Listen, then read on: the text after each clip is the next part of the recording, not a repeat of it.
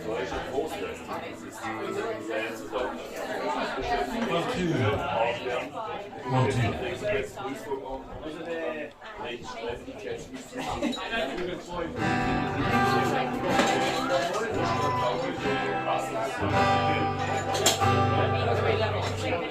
One, two. How's your level there? All right. What do you name? One, two.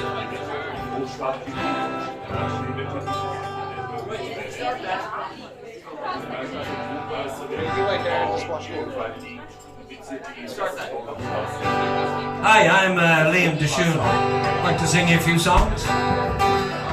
This is an old American protest song from the 60s. It's called Alice's Restaurant, but Alice's Restaurant isn't the name of the restaurant, it's just the name of the song. So that's why we call it Alice's Restaurant.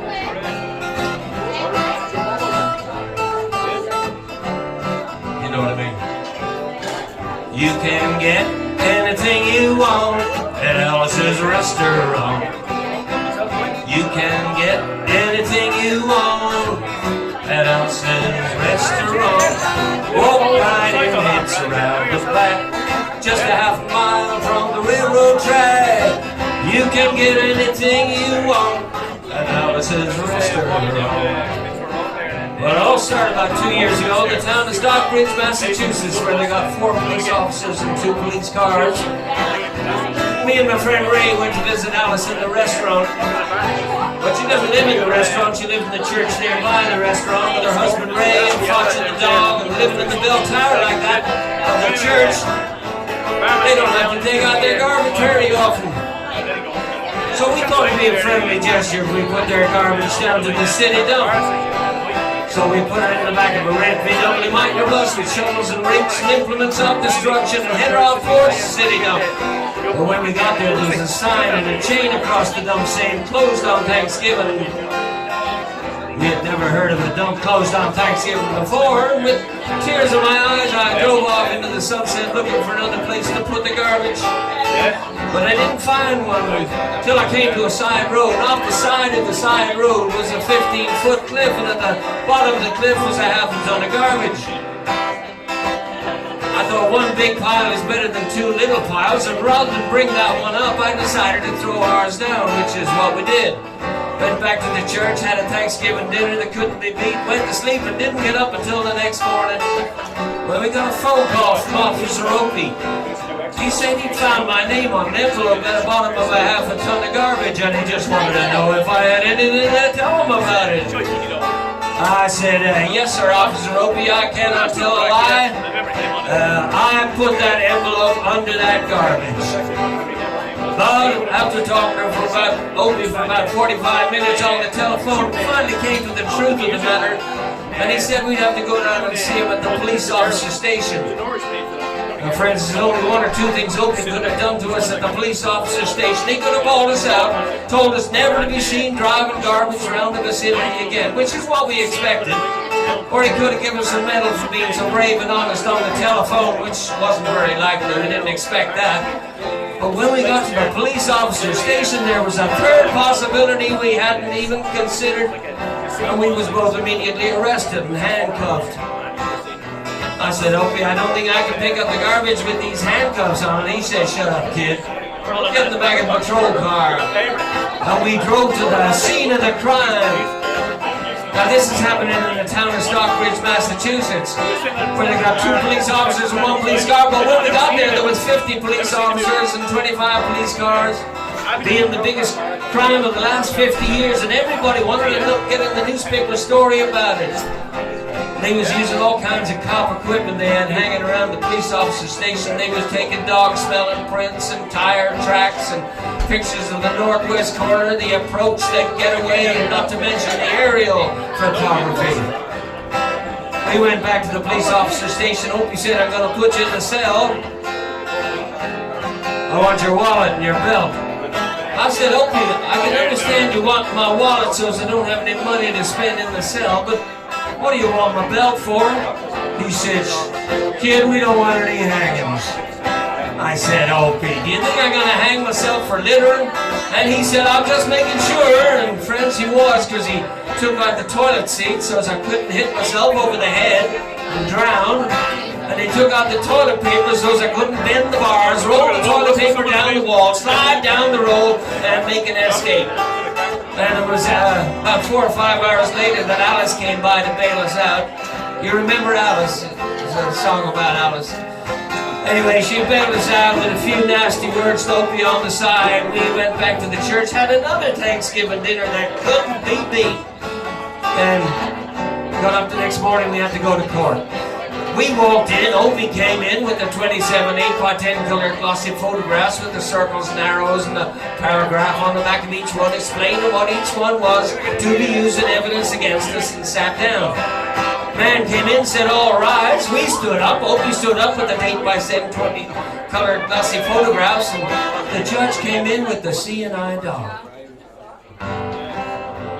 Opie looked at the judge, and then he looked at the dog, and then he looked at the 27 8x10 colored glossy photographs with the circles and arrows and the paragraph on the back of each one, explaining what each one was to be used in evidence against us, and he began to cry, because Opie came to the realization it was a typical case of American blind justice. And the judge just wasn't going to look at the 27 8x10 colored glossy photographs with the circles and arrows and the paragraph on the back of each one, explaining what each one was to be used in evidence against us. And we was fined $50 and had to pick up the garbage in the snow.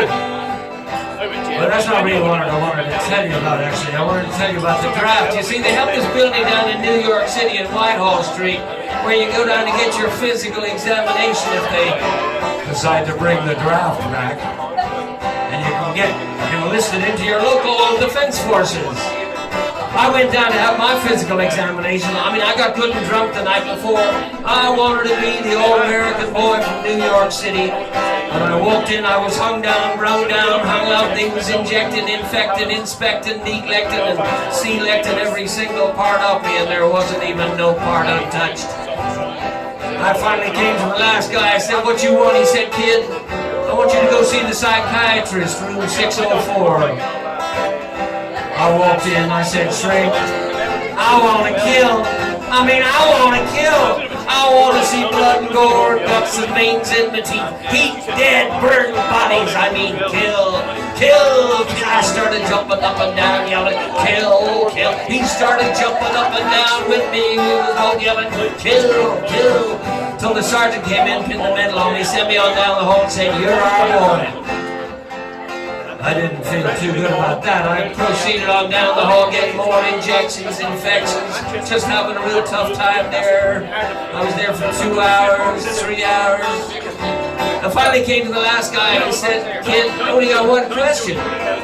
Have you ever been arrested?" And I told him all about the Alice's Restaurant massacre with full orchestration and 5-part harmony. He stopped me right there and said, "Kid, did you ever go to court?" And I told him all about the 27 8x10 colored glossy photographs with the circles and arrows and the paragraph on the back of each one explaining what each one was to use in evidence against us. And he stopped me right there and he said, "Kid, I want you to go and sit on that bench over there marked Group W. Now, kid." I went over to the Group W bench, which is where they put you if you may not be moral enough to join the army after committing your special crime.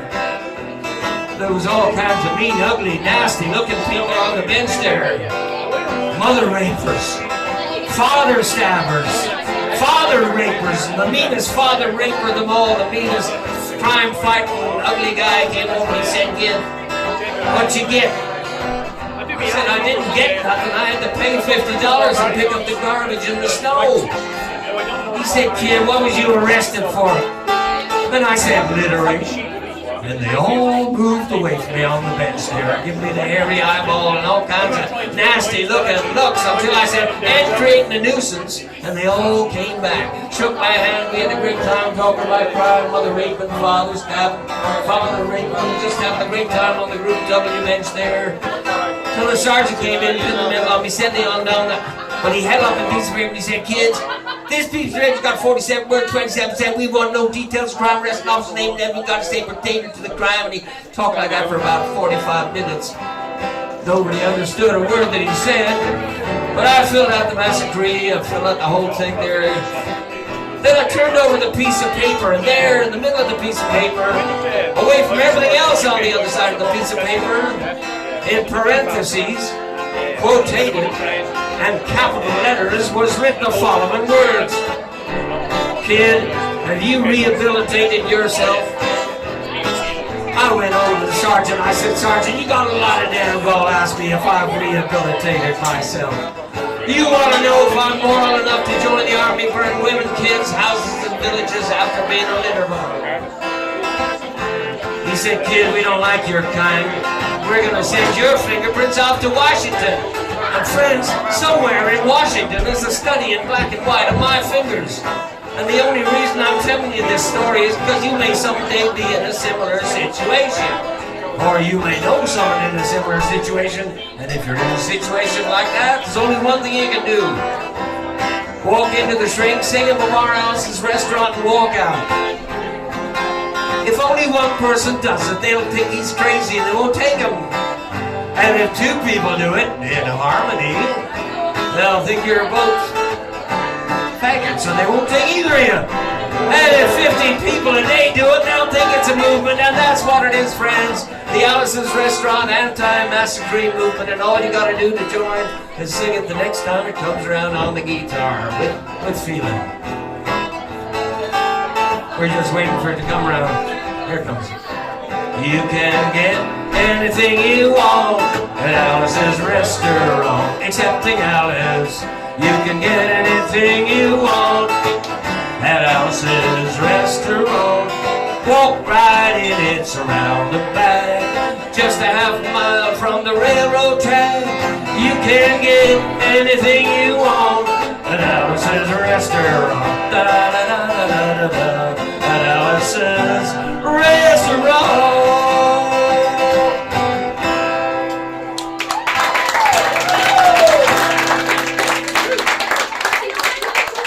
Well, thank you. I told you the Harbor Bar is the best bar in the world. It's the best bar to come to if it's your birthday. Happy birthday to you. Happy strudel to you. Happy lovely Austrian girl. Happy birthday to you. Here's the oldest song that I know, actually. It's 200 years old, and it was written for the Punch and Judy show originally back in England. And it was about Punch. It said, Punch is a jolly good fellow, his dress is scarlet and yellow. And if now and then he gets mellow, it's only among his good friends. His money he freely spends, to laugh and grow fatty intends. With the boys she's a rogue and a rover, she lives her life on one clover. When she's dead it's only all over, and so beauty come to the end. Happy birthday! Hey! Juice! Some more! Bit of breaking. Actually, this is a song about obsession. You see, a lot of young men there, they're mad about Bob Dylan. He's such a great songwriter. But some of them get a bit obsessed. This is when I was obsessed. I've been a Bobby Dylan fan ever since the start. I got everything up to Tempest, even Christmas in the Heart. I got all of his bootlegs, I seen hundreds of his shows. I found the guy who shot at Judas, and I punched him in the nose. I even read his book Tarantula all the way through, cause I'm a bigger Dylan fan than you, except for Dylan there. Oh, when I go to the record store, I go straight to the letter D, cause the fact that I own everything is all I need to see. I only read The Hobbit for his quotes in modern times. I think help and help is one inspired rhyme. I wrote my own Chronicles Volume 2, cause I'm a bigger Dylan fan than you.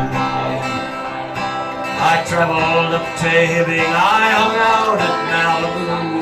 I know the alternating pronouns, entangled up in blue. I was mean to Neil Diamond, I was cool with Johnny Cash. I even rummaged through A.G. Reverman's old trash. I became a Jew and then a Christian, and again became a Jew, 'cause I'm a bigger Dylan fan than you. I memorize the lyrics to every single track. I've got all the words of Highlands tattooed across my back. I can replicate verbatim all the harmonica parts. I named my kids Billy Rosemary and the Jack of Hearts. I learned to ride a motorbike and I learned to crash it too, 'cause I'm a bigger Dylan fan than you. Oh, when I wake in the morning, I read expecting rain. I respond to every foreign post, no matter how it ain't. I know every literary reference, I know every other source. I need to realize it ain't me, babe, it's the start of a divorce. Oh, I know that we'd be best of friends if he only knew that I'm a bigger Dylan fan than you. And when he goes to heaven, I might take my own life too. 'Cause I'm a bigger Dylan fan than you. Oh yeah, 'cause I'm a bigger Dylan fan than you.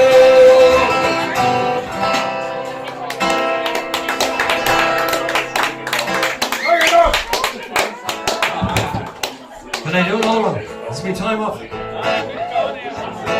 What? Okay. This is all the party people. After midnight, we're gonna let it all hang down.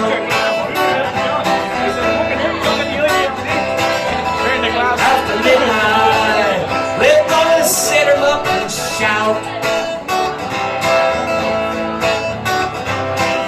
Gonna stimulate some action, gonna get some satisfaction, gonna find out what it's all about.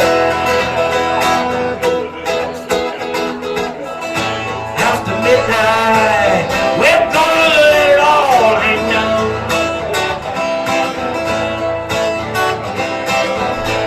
After midnight, we're gonna shake that tambourine. Upsy. After midnight, it's gonna be peaches and cream. We're all peaches. Gonna cause talk and suspicion. Gonna give an exhibition. Gonna find out what it's all about. Yeah, yeah, yeah, yeah. After midnight, we're gonna let it all hang down.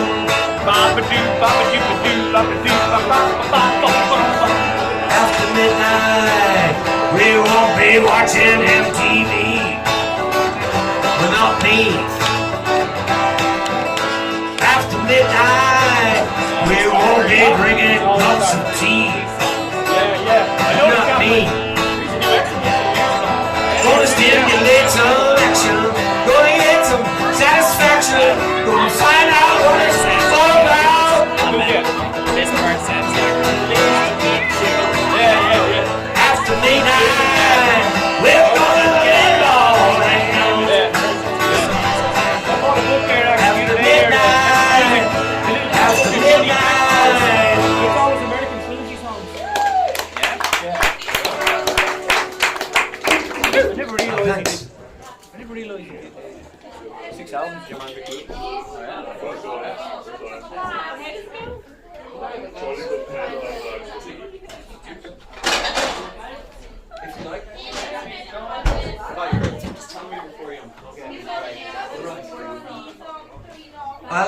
I'd like to do another song that I've learned recently. It took me ages to learn because it's a big long list. But I think you can all identify with it because you've all probably been addicted to shopping. Shopping. Retail therapy. Well, me wife, she broke her ankle when she tumbled off the bike, leaving me to do the housework, a job I never liked. And doing the weekly shopping seemed a terrible chore to me, till I discovered LidleAl, Lidl and Aldi, diddly-dee.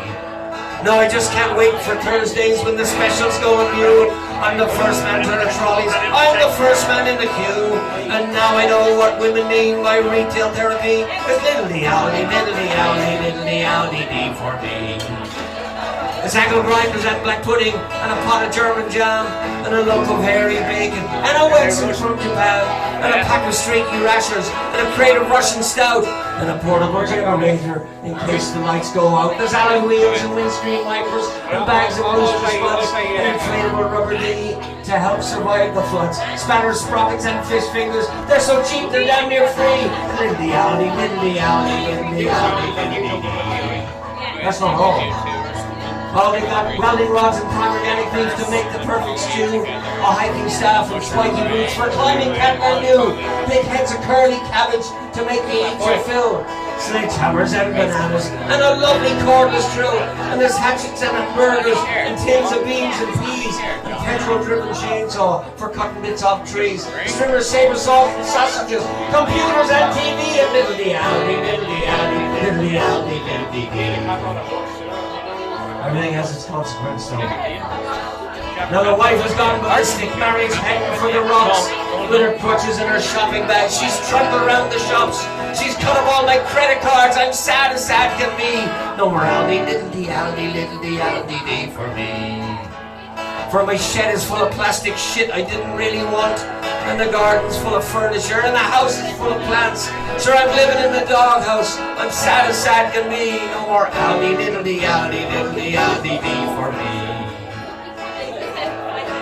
No more angle grinders and black puddings, no more pots of German jam, no lumps of hairy bacon and no Wetzels from Japan, no packs of streaky rashers, and I'll have to do without another portable generator in case the lights go out. No alloy wheels and windscreen wipers, no bags of rooster spuds, no inflatable rubber thingy to help survive the floods. Sure, I'm living in the doghouse, I'm sad as sad can be. No more Aldi, LidleAl, LidleAl, for me. But I still go check the specials on Thursdays. Thank you very much.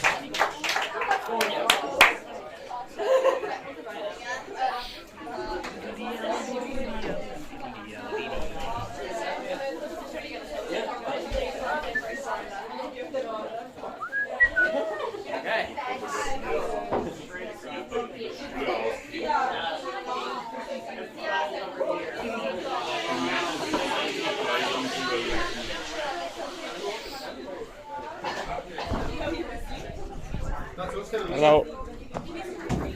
Well, oh shit, sorry. Now? Yeah. Stop it. Can I borrow? Have a chance.